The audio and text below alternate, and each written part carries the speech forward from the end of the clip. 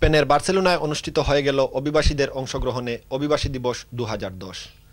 গত 24 অক্টোবর স্থানীয় মাই দে লা বার্সেলোনিতা চত্বরে বার্সেলোনায় বসবাসরত অভিবাসীদের জন্য জাঁকজমকপূর্ণ এই অনুষ্ঠানের আয়োজন করে বার্সেলোনা সিটি কাউন্সিল।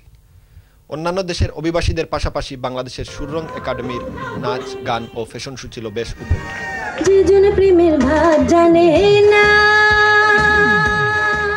এখানে আমাদের বাংলাদেশে সাংস্কৃতিক অনুষ্ঠান হচ্ছে, তো সাংস্কৃতিক অনুষ্ঠানের সঙ্গে সঙ্গে স্পেনের মাটিতে আমাদের বাংলাদেশকে উপস্থাপন, এটা আমাদের জন্য আসলে গর্বকর। আমরা বাংলাদেশের তরফ থেকে সুররঙের মাধ্যমে এখানে অ্যাটেন্ড করেছি। আমরা আমাদের বাংলাদেশের কালচারকে এখানে সবার মাঝে তুলে ধরতে পেরে খুবই আনন্দিত। দিবসটিতে সাংস্কৃতিক অনুষ্ঠানের আয়োজন ছাড়াও Bangladesh, Pakistan, Morocco, Philippines, Peru, Senegal প্রভৃতি দেশের ঐতিহ্যবাহী সামগ্রীর পসরা দিয়ে সাজানো হয় এক একটা স্টল, যেগুলো নিজস্ব দেশের ঐতিহ্য সংস্কৃতিকে সমাগতদের মাঝে পরিচয় করিয়ে দেয়।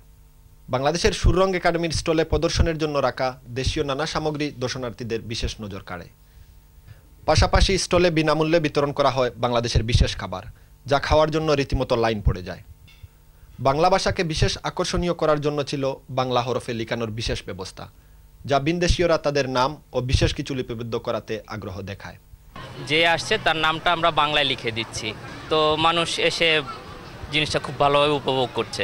স্পেনে বাংলাদেশি কমিউনিটির ধারাবাহিক উন্নয়নের প্রশংসা করে বার্সেলোনা সিটি কাউন্সিলের ইমিগ্রেশন ডাইরেক্টর ডানিয়েল দে তোর্রেস বলেন, For us it's a pleasure that Bangladesh people participate and they feel that they are citizens full with rights and duties in the city, and for us it's a very interesting thing for the city. স্পেনে প্রতি বছর অভিবাসী দিবস উদযাপন করা হলেও বাংলাদেশের কোনো সংগঠন এই প্রথমবারের মতো অংশগ্রহণ করল। বার্সেলোনায় বসবাসরত বাংলাদেশি সহ বিভিন্ন দেশের অভিবাসীরা একত্রিত হয়ে বিনিময় করল তাদের ঐতিহ্য, ইতিহাস এবং সংস্কৃতি। বাংলাদেশের সংস্কৃতি বিনিময়ের এ দ্বারা অব্যাহত থাকবে, এটাই প্রত্যাশা। আফাজ্জনী, এনটিভি নিউজ, বার্সেলোনা, স্পেন।